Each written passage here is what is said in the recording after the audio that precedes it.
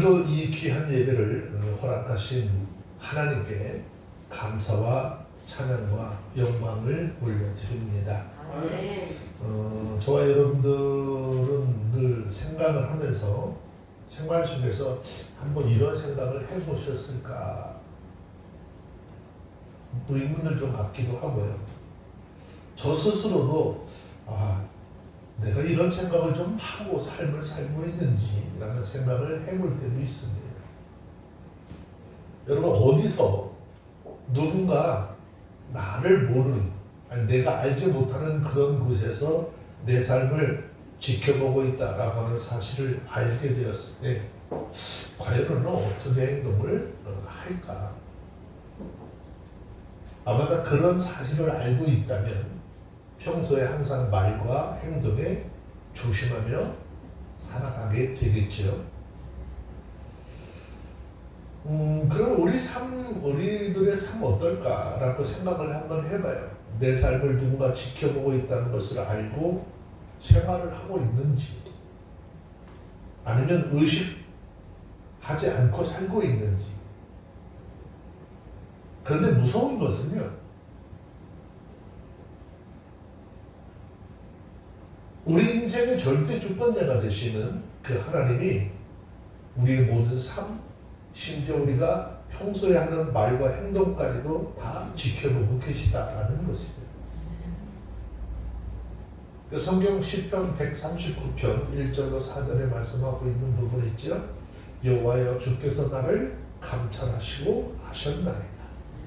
주께서 나의 앉고 일어서고 하시며 멀리서도 나의 생각을 통촉하시며 나의 길과 높는 것을 감찰하시며 나의 모든 행위를 익히 아시오. 여호와여, 내 혀의 말을 알지 못하는 것이 하나도 없으십니다 라고 했어요.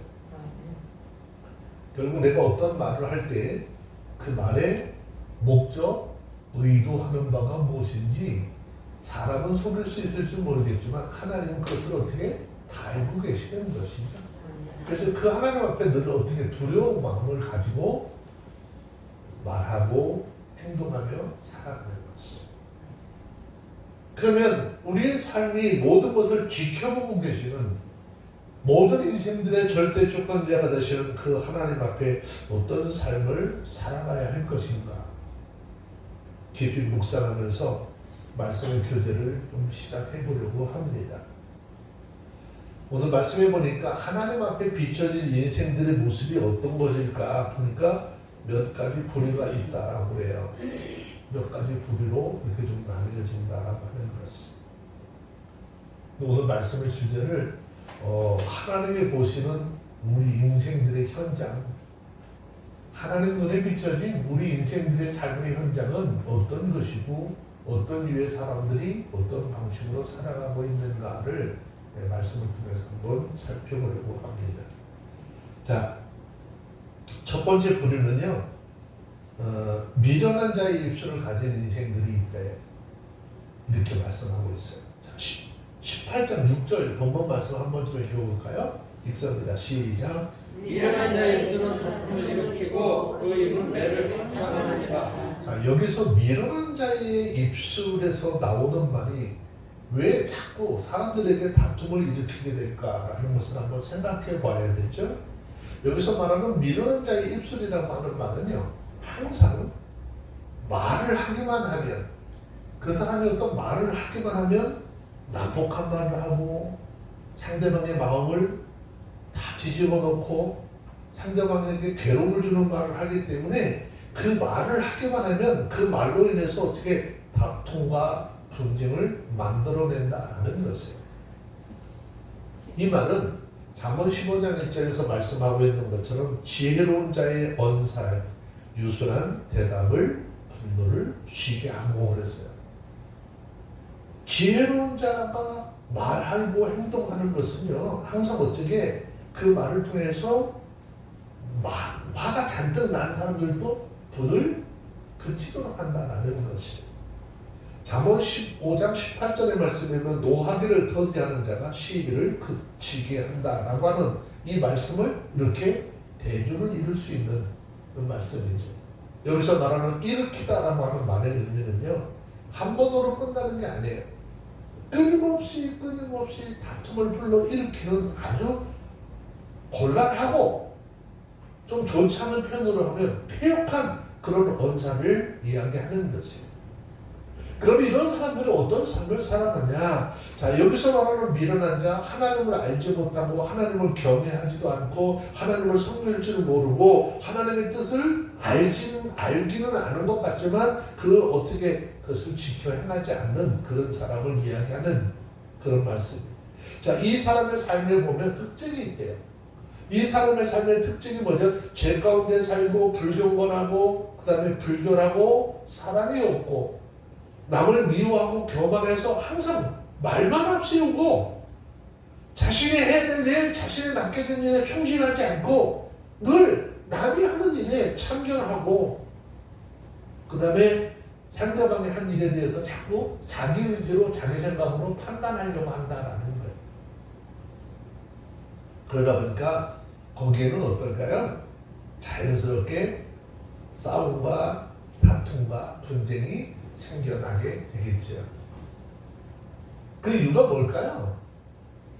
모든 일에 무슨 일에 자기 자신만 옳다고 여기기 때문이다라는 것이에요. 반면에 지혜로운 자는요, 겸손하고 선하고 사랑이 많고 남을 배려하고 특히 예절이 있고 감사하고 순종하고 질서를 지키는 그런 삶을 이야기하는 것인데 그 결과로 거기에는 어떻게 화목함이 있고 즐거움과 단결이 있게 된다라는 것입니다. 두 번째, 미련한 자의 입술을 가진 인생. 18절 후반절 보니까 그 이유는 무엇을 자청한다? 매를 자청한다라고 그랬어요. 여기서 말하는 매라고 하는 말의 뜻은요, 형벌이라고 하는 의미가 있어요. 다시 말하면 그 입으로 하는 말을 통해서 매, 즉 형벌을 자청하는 삶을 산다라는 것이죠. 자, 그런데 여기서 자청하느니라고 하는 이 말도 굉장히 무서운 뜻을 가지고 있어요. 이 자청하느니라고 하는 말의 원어의 의미를 보면 부르다, 청하다, 간구하다, 외치다 그런 의미를 가지고 있어요. 그러니까 결과적으로 미련한 사람은 자기의 입술의 말을 통해서 계속해서 매를 어떻게 큰 소리로 초청하고 있다는 거예요. 자기의 삶에 하나님으로부터 오는 고난을 초청하고 있다라는 것이죠. 그런데 여기서 문제는 매라고 하는 단어예요. 자, 이 매라고 하는 단어의 의미는요, 치다, 떼다, 꺾다, 부숴버리다 라고 하는 그런 의미를 가지고 있는 말이거든요. 자, 여기서 말하는 매는요, 어떤 의미냐? 사람의 몸을 치명적으로 타격을 해서 상처를 입히고 어떤 그런 질병 가운데 있도록 한다라고 하는 의미가 있어요. 그런데 아주 중요한 말은 매라고 하는 단어가 단수가 아니에요. 여기서는 매가 아니라 매를이라고 했잖아요. 복수예요.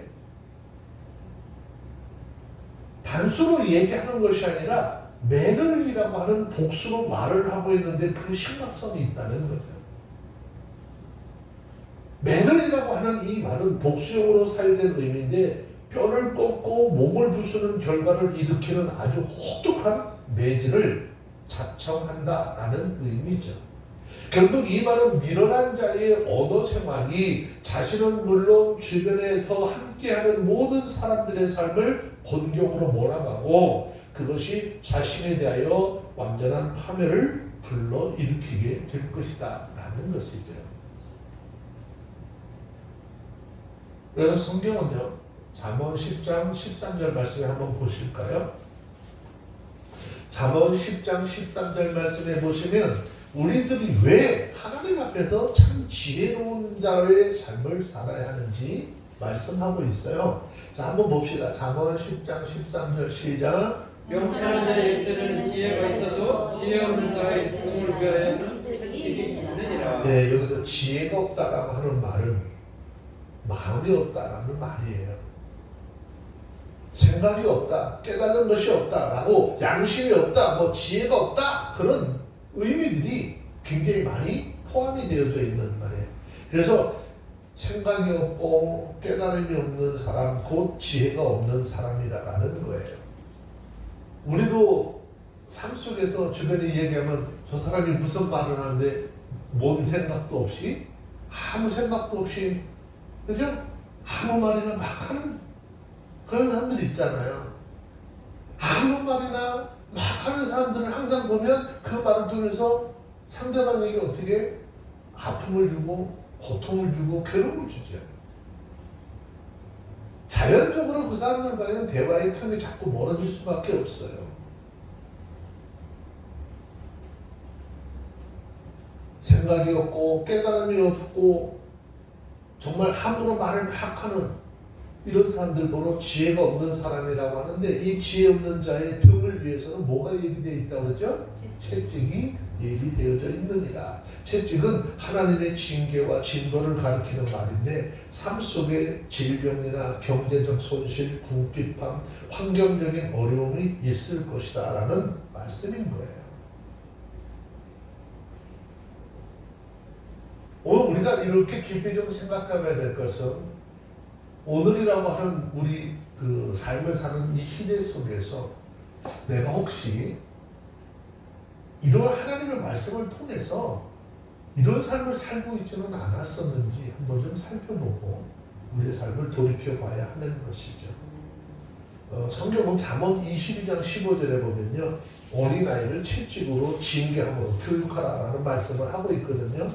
자, 그런데 아이들만 채찍으로 징계하면서 가르쳐야 되느냐? 아이들뿐만이 아닌 거예요. 어른들도 마찬가지예요. 하나님의 사람들도 마찬가지입니다. 지혜 없는 사람은 하나님의 징계를 통해서 깨닫고 고치고 회복되도록 하시겠다라고 하는 것입니다. 하나님은 때로 우리를 어떻게 해요? 아프게 하시잖아요. 많은 사람들은요, 이 육신적으로만 아픈 것, 이것만 아프다고 생각하는데 그렇지 않아요. 삶의 정신적인 고통이 얼마나 큰 것인지 그거 깨달으셔야 돼요. 육적으로는 아프지 않다 할지라도 정신적으로요, 환경적으로 누군가로부터 계속 이렇게 프레시 당하는 이 자체가 얼마나 스트레스를 받는 것인지요. 그런데 성경을 가만히 보니까 하나님은 우리를 어떻게 때로는 아프시게 하다가도 우리를 싸매기도 하시고 상하게도 하시다 또 하나님의 손으로 어떻게 고쳐주시기도 합니다. 우리가 깨달아야 할 것은 미련한 자에게는 부모의 매가 있고, 미련한 학생에게는 선생님들의 매가 있고, 미련한 종들에게는 주인의 매가 있듯이 그리스도인으로 살아가는 하나님의 사람들이 미련한 자의 삶을 살아갈 때 하나님으로부터 오는 매도 있다라고 하는 사실을 기억해야 한다라는 것입니다. 하나님께서 미련한 자의 악행에 대해서 공의롭고 아주 공평한 징벌을 내리시기도 합니다. 미련한 자의 미련한 행위, 매를 불러오는 것이죠. 그러므로 우리는 하나님 앞에서 좀 믿음의 사람으로 하나님의 말씀으로 무장한 지혜자가 되어서 경건하고 의롭고 선하고 누군지는 모르지만 나하고 교제하는 수많은 사람들에게 유익을 주는 지혜자로서의 삶을 살아가는 저와 여러분들이 다 되어주시기를 주의 이름으로 축원합니다. 자, 18장 7절 말씀으로 내려가서 봅시다. 읽습니다. 시작. 미련한 자의 입은 그의 멸망이 크고 그 입술은 그 영혼의 그물이 되느니라. 자, 앞전에서요, 미련한 자의 입들이 매를 청한다라고 말씀하셨고, 지금 7절에 내려와서는 이 말로 인한 결과가 어떤 것이냐라고 하는 거예요. 삶의 환경에 매를 보는 정도로 끝나지 아니하고 미련한 자의 언어 생활이 그의 멸망이 되고 그의 영혼을 어떻게 가두는 그물이 된다라고 하는 아주 치명적인 결과를 가져오게 될 것이다 라고 하는 것을 설명을 하고 있는 것이죠. 여기서 미련한 사람의 언어 생활의 결과적인 참상, 그 자신의 삶의 멸망과 영혼의 그물이다라고 하는 표현을 통해서 증거하고자 하는 것은 악한 사람들, 그 사람들의 말은 자신의 삶을 완전히 황폐케 해버리고 말 것이다 라는 것이죠. 또 이어서 말씀하고 있는 것처럼 자신에서 나온 그 모든 말들이 자신에게 그물이 되느니라 라고 했어요. 이 말은 사냥꾼이 비정하게 포획한 짐승들의 숨통을 끊어놓기 위해서 매설해 놓은 올가미, 덫, 갈고리 뭐 그런 의미가 있어요. 즉 본문은 스스로 자신의 숨통을 끊어놓을 위기를 다른 사람이 아닌 자신의 입술에서 나오는 말, 자신이 하는 행동으로 인해서 어떻게 만들어져 간다라는 거예요.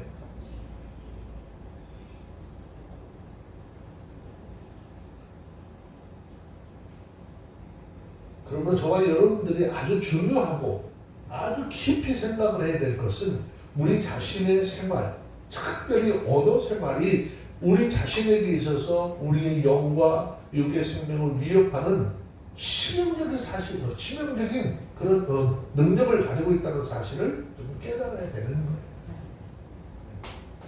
우리 아무 생각 없이 툭툭 내리는 말들이 굉장히 많이 있잖아요. 많은 사람들이 이야기해요. 말은 어떻게 아무렇게 해도 괜찮다?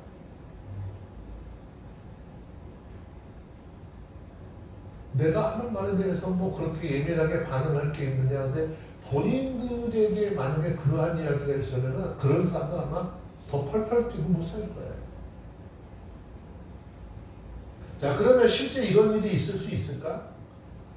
과연 자기가 하는 말, 자기의 어떤 삶의 행동을 통해서 이렇게 자기의 삶, 자기의 영혼까지도 멸망시키는 자리 들어갈 수 있을까? 이런 일이 실제 있을까? 자, 한 예로요. 민수기 14장 1절로 4절 말씀과 30절로 33절 말씀에 보면 애굽에서 나온 이스라엘 백성들이요. 광야에서 항상 어떻게 원망하고 불평하는 삶을 살죠. 하나님이 주신 은혜를 어떻게 감사하지 못하고요. 늘 불평과 불만의 삶을 살아가죠.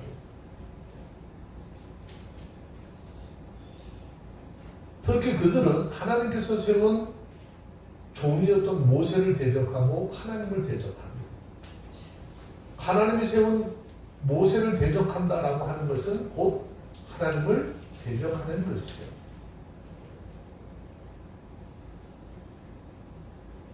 그들이 가데스바네에서 12 정탐꾼을 가나안 땅에 보냈을 때 여호수아와 갈렙을 제외한 10명의 정탐꾼들이 갔다 와서 전부 다 부정적인 이야기를 했습니다. 그들이 이야기를 들었던 이스라엘 백성들은요, 밤새도록 통곡을 합니다. 밤새도록 모세와 아론을 원망하면서 이제는 한 장관을, 우리를 인도할 한 장관을 세워서 우리 다시 애굽으로 돌아가자고 합니다.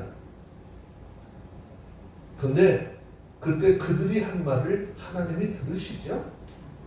그러시고 진노하셔서 그들을 가나안 땅에 들어가지 못하게 하고 광야 40년 동안 유리하는 자가 되고 마침내 다 광야에서 죽게 될 것이다 라고 했는데 이 말씀대로 이루어졌다는 것이죠.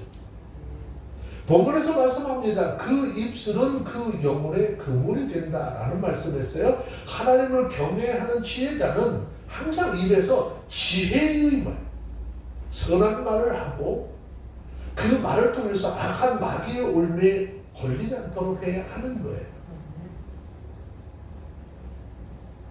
우리가 말씀을 따라 살 때요,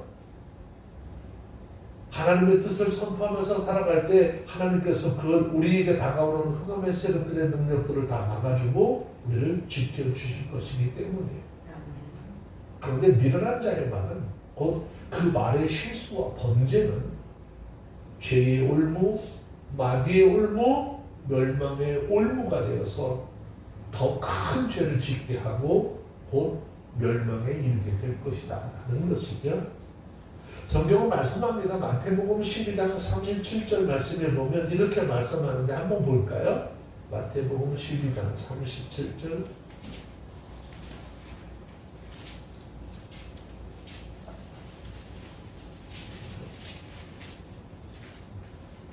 찾으셨으면 마태복음 12장 37절 시작. 내가 너희에게 이르노니 사람이 무엇을 무익한 말을 하든지 심판날에 이해하여 마태복음 12장 37절 읽습니다. 시작. 내 말로 옳다 함을 받고 내 말로 정죄함을 받으리라. 네. 우리가 늘 입에서 하는 말로 인해서 의롭다함을 받기도 하고 내가 하는 말로 인해서 하나님 앞에 어떻게 정죄받기도 할 것이다 라는 거죠. 그래서 우리는 모두가 하나님 앞에서 내가 정말 눈에 보이진 않지만 지금 하나님이 우리의 모든 삶을 서두에 말씀을 드린 것처럼 지금 하나님은 우리 모든 것 말과 행동을 다 보고 계시다라고 그랬잖아요. 그 하나님 앞에서 우리 입에서 나오는 말로 인해서 죄의 올무에 걸리지 않도록 범사에 정말 힘쓰고 노력하는 그런 하나님의 사람들이 다 되어주시기를 주의 이름으로 축원합니다. 내가 한 말로 인해서 참 부끄러움 당하는 예전에는 형사소송법이나 이런 데 보면 실제로 폭력이라는 것은 내가 주먹으로 누구를 때리거나 뭔가를 들어서 패야지 상처를 입혀야지 폭력이라고 하는데 지금은 그렇지 않아요. 지금은 상대방이 심하게 욕을 하면 그것이 폭력이에요. 그렇게 욕을 한 걸 녹음을 해서 가지고 경찰에 고소를 하잖아요. 폭력으로 걸려요. 우리들이 언어를 통해서 하는 폭력이 얼마나 큰지요.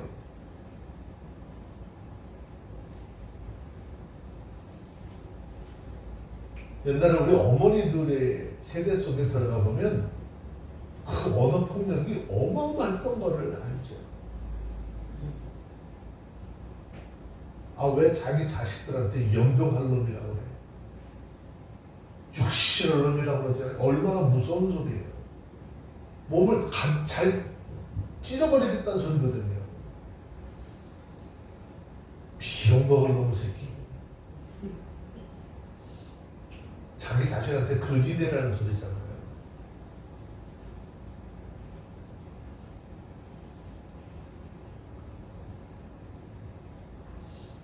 하나님의 사람들의 입은 그 입을 통해서 영혼을 살리고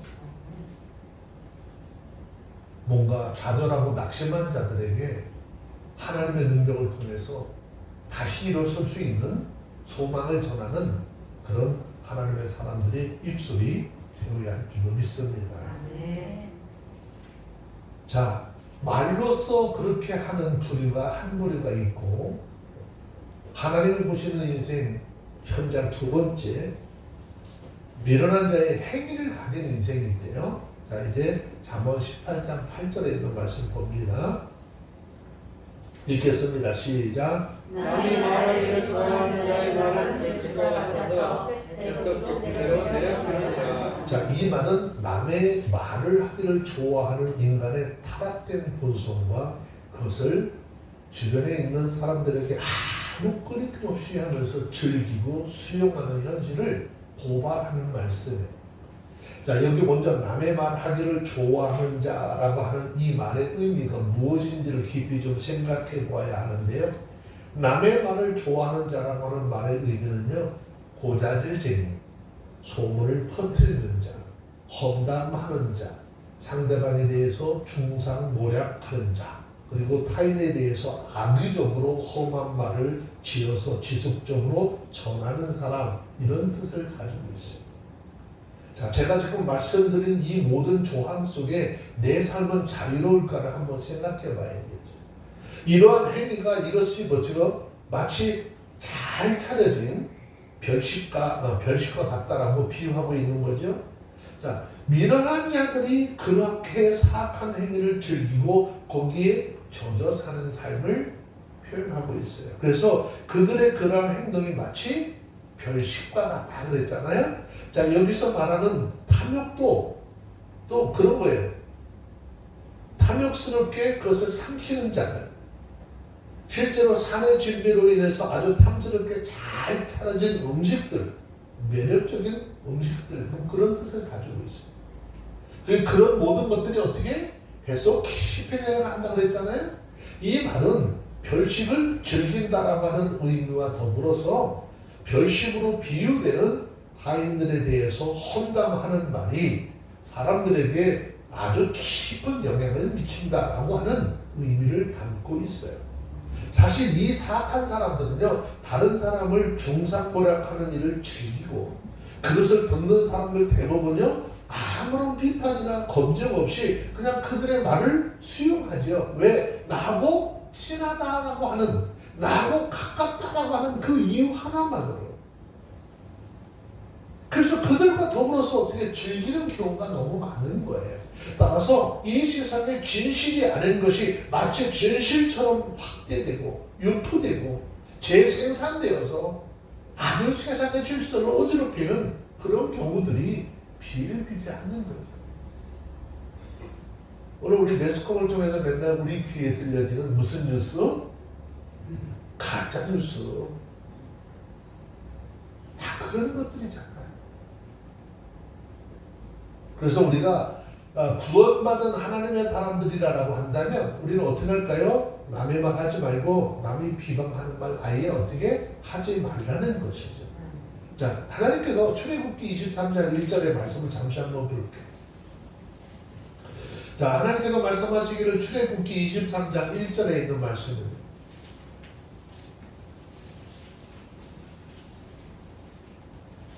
찾으셨으면 출애굽기 23장 1절 읽습니다. 시작. 너는 험한 행사를 전파하지 말며 악인과 연합하여 그와 증인이 되지 말며. 네, 확실하게 잊지 않는 통설이라고 했잖아요. 그 전파하지 말래요. 여기 있는 거 갖다 여기다 놓지 말래요. 내 입을 통해서 여기 있는 말을 여기다가 갖다 자꾸 전파하지 말라는 거예요. 이를 좀 제발 좀 크게 만들지 말라는 거죠. 그것도 모자라서 다른 사람들과 어떻게 해서 연합해서 힘을 합쳐서 다른 사람들 모함하는데 증인 되지 말라 하는 거예요. 우리는 남의 말 하는 거 좋아하지 말고 듣기도 좋아하지 말아요. 이 사람의 심리가 묘해가지고 뭔가 듣잖아요. 그거 말하고 싶어서 입이 끊지. 근데 그게 확실한지 확실히 않느냐는 팩트가 없어요. 그 이야기를 하는데 얼마나 재미있는지요. 내가 들은 말에서 조금 더 자꾸 어떻게 각본을 하죠. 그래서 점점 아주 커지기 시작해요.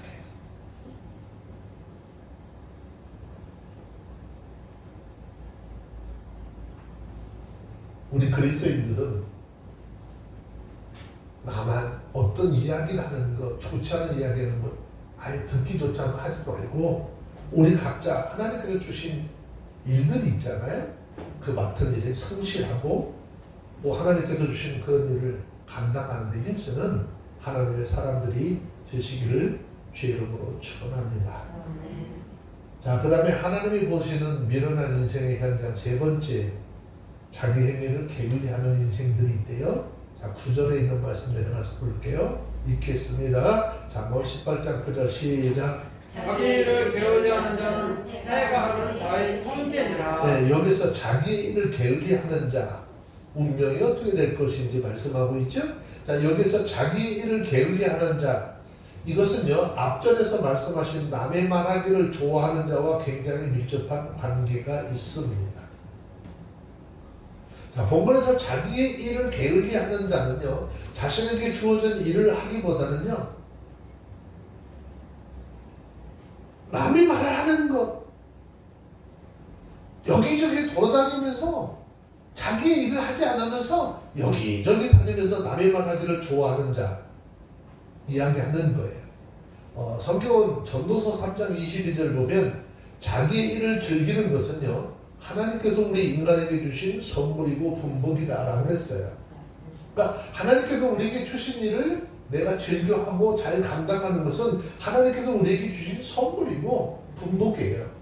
그래서 자기 일을 게을리 하는 것은 하나님께서 주신 분복을 누릴 그런 은혜를 상실한 사람의 삶이고 동시에 자기 권리와 의무, 축복을 포기하는 삶이다라는 것이죠. 그래서 이러한 자에 대해서 솔로몬은요 뭐라고 말씀하셨느냐, 오늘 본문에서 패가하는 자의 형제라고 했어요. 그 이유는 두 부류의 사람들, 곧 다른 사람들을 중상모략하는 자와 자기 일을 게을리 하는 자가 동일한 속성과 본질을 가지고 있는 것이고 그 삶의 종착지는 패가할 운명에 처해져 있다라는 것입니다. 여러분, 나의 입술의 말과 행위가 하나님 앞에서 어떤 모습으로 보여질지 잘 생각을 하시고 아주 깊이 생각하고 우리에게 허락한 예배 열심히 드리고 이 예배를 통해서 선포되는 말씀에 은혜를 받고 우리의 삶의 새로운 변화를 일으키는 성실한 믿음의 사람들이 되었으기를 주의 이름으로 축원합니다. 이거 그냥 듣는 것으로 끝나면 안 돼요. 내가 이것이 더뎌지고 미뤄졌다면 여러분 그것을 어떻게 지켜 행하고 믿음으로 승화시킬 수 있는 그런 하나님의 사람들이 되어야 하는 것입니다.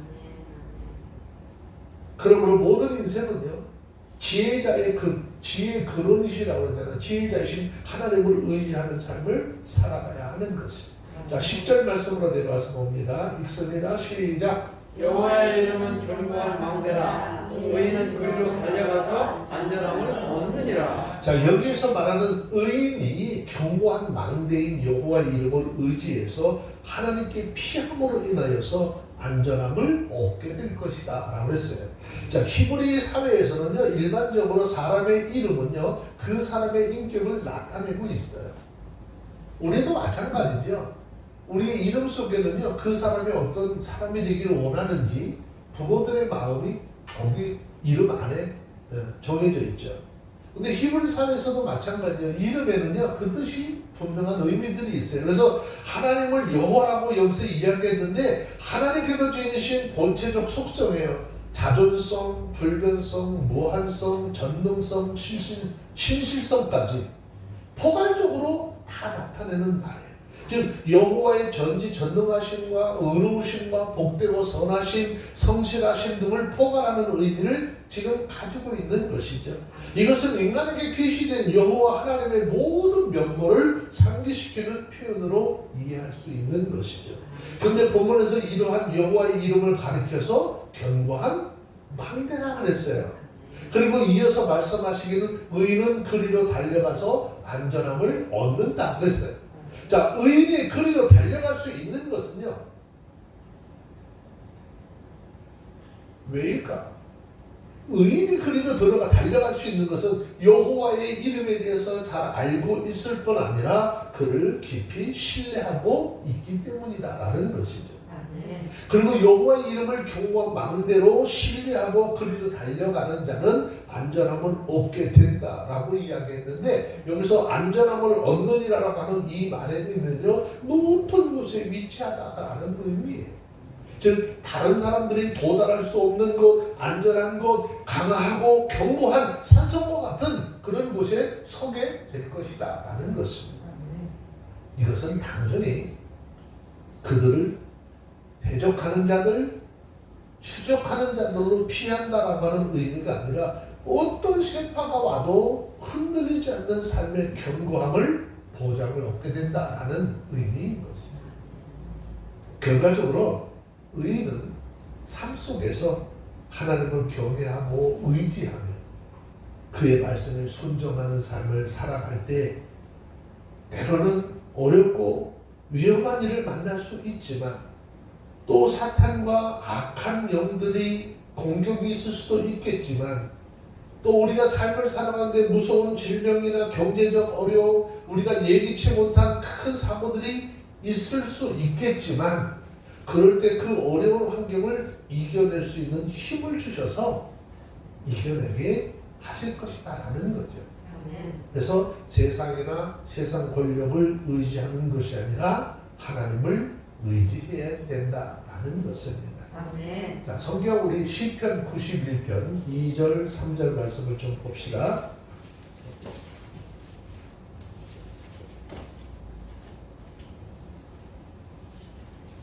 읽습니다. 시편 91편 2절 3절 시작. 내가 여호와를 말하기를 저는 나의 피난처요 나의 요새요 나의 의뢰하는 하나님이라 하리니 이는 저가 너를 세상 하늘의 공고에서와 극한 능력에서 실 것이옵니다. 아멘. 내가 여호와를 가리켜 말하기를 저는 나의 피난처요 나의 요새요 나의 의뢰하는 하나님이라 하리니 이는 저가 너를 새 사냥꾼의 올무에서와 극한 연병에서 건지실 것입니다. 아멘. 그러므로 우리 모두는 하나님께서 우리들의 견고한 망대 되심을 알고 아멘. 어려운 문제가 있을 때마다 여러분 살아오지 않은 것이 아니라 전지전능하신 하나님만 의지하는 그런 삶을 살아가는 저와 여러분들이 다 되어주시길 바랍니다. 아멘. 그 하나님 안에 가면요 평안한 쉼이 있어요. 아멘. 안식이 있어요. 아멘. 기쁨이 있어요. 아멘. 소망이 있어요. 그 하나님의 은혜 품에 안겨서 하나님 바라볼 수 있는 저와 여러분들이 다 되어주시길 바랍니다. 아멘. 자, 하나님은 우리에게 이런 하나님, 너희 삶은 이렇게 살면 되지 않고 너희 행위는 이렇게 하면 되지 않고 어떻게 오직 하나님을 너희의 거룩한 자, 그죠? 그러면서 하나님을 거룩한 망대로 여기면 살라라고 하죠. 그런데 세상에서 아니 세상 사람들뿐만이 아니라 이미 예수 그리스도 안에 들어와 있는 그리스도인들조차도 세상의 물질을 자신의 망대, 세상의 권세, 세상의 능력을 자기의 망대라고 생각하며 살아가는 사람들이 있다는 거예요. 자, 그런데 잠언 18장 11절 말씀을 한번 보세요. 읽습니다. 시작. 그자의 재물은 그의 견고한 성이라 그의 그것은 성령 같은 영예입니다. 네, 이 말씀은 이런 겁니다. 즉 지혜자에 속하는 우리는 여호와 하나님의 이름을 의지하지만 어리석은 부자는요 현세의 재물을 의지하며 살아간다라는 것이죠. 그리고 여기 아주 중요한 말씀이 11절의 말미에서 그가 높은 성벽같이 여기느니라 라는 말씀이에요. 자, 이 말의 의미는 형상, 상상, 발상, 무상이라고 하는 의미가 같이 포함되어 있어요.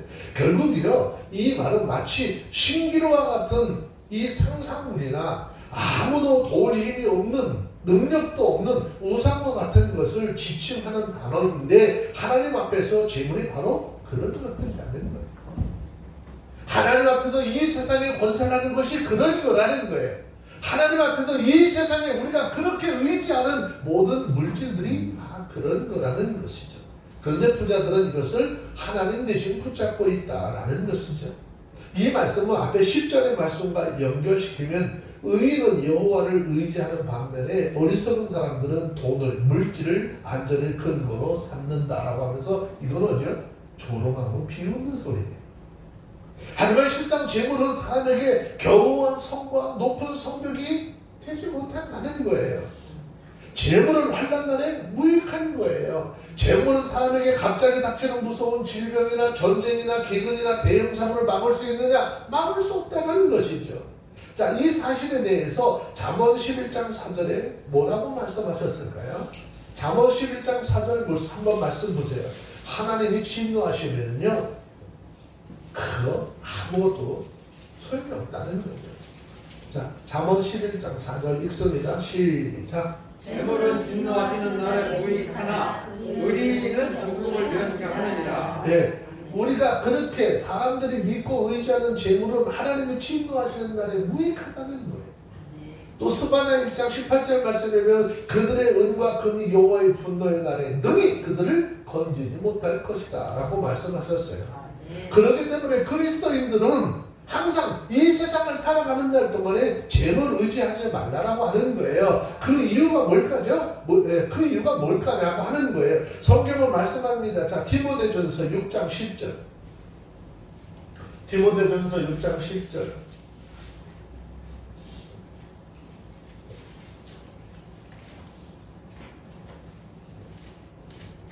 찾았으면 함께 읽습니다. 시작. 돈을 사랑하니 일만하게 과학의 뿌리가 되나니 이것을 사랑하는 틀렸도다. 네. 여기서 말하는 일만 악이라고 하는 말의 뜻은요, 모든 악이라는 뜻이에요. 탐심과 돈 사랑이 모든 악의 근원이다라는 뜻이지요. 이거 뭐 굳이 주석을 안 하고 설명을 안 해도 지금 요즘에 계속 뉴스에 핫하게 올라오는 뉴스거리들이 지금 그런 거죠. 그 금액이 얼마나 되는지를 정확하게 알 수가 없다. 여러분, 우리의 삶의 주변을 돌아보면 어때요? 공직자, 부정부패도, 청소년들의 윤락행위도, 어린 소년들의 유기와 살해 사건도 다 어디에서 나온 걸까요? 돈 사랑. 하나님 사랑해야 되는데 돈 사랑, 물질 사랑.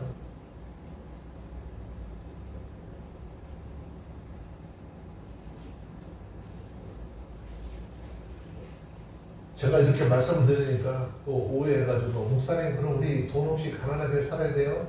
그 말 하는 거 아닙니다. 오해하지 않길 바랍니다. 이 말씀은 우리가 가난하게 살아야 된다 그런 말이 아니에요. 항상 하나님께서 우리에게 주신 분복이 있어요. 우리 각자가 이 세상을 살아가면서 누릴 수 있는 분복을 주셨잖아요. 그럼 그 분복대로 살때 아주 지나친 욕심이나 수단 방법 가리지 말라는 거예요. 그것을 얻기 위해서 남을 죽이고 밟고 일어서고 하는 이런 것들 하지 말라는 거예요.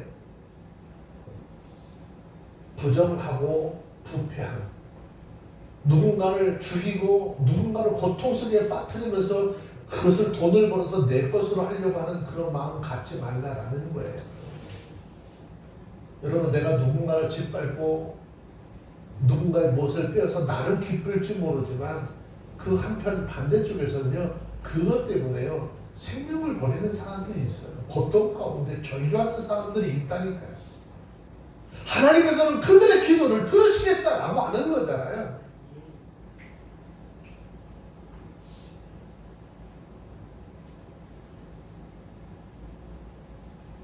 오늘 저와 여러분들이 이런 하나님이 보시는 우리 인생들의 그 현장 속에 지금 말씀 나눴던 이런 유의 사람들이 있다라고 말씀하셨어요. 하나님께서 내게 주신 은혜, 하나님께서 내게 주신 분복을 가지고 감사하며 삶을 사시고 오직 하나님을 믿고 사랑하고 섬기는 삶을 살아서 내 삶을 통해서 오직 누가 하나님이 영광 받으시는, 또 하나님께 영광을 돌리는 그런 저와 여러분들의 삶이 되어주시기를 주의 이름으로 축원합니다. 기도하겠습니다. 거룩하신 하나님 감사합니다. 오늘 아무런 의미와 아무런 생각 없이 우리는 삶을 사는 것 참 얼마나 미련한 것인지 깨달았습니다. 우리가 그렇게 살아가는 삶의 현장을 보시는 하나님의 시선이 있음을 오늘 깨닫습니다. 하나님 앞에 어떤 삶을 살아가는 우리의 모습일까 돌아보는 시간이 되게 하시고 오직 하나님 앞에 의롭고 하나님 앞에 온전한 그리스도인으로서의 삶을 살아가는 모두가 되게 하여 주옵소서. 하나님의 뜻을 깨달아 하나님 앞에 영광을 돌리는 우리의 삶이 되게 하옵소서. 우리 주 예수님의 이름으로 기도합니다. 아멘.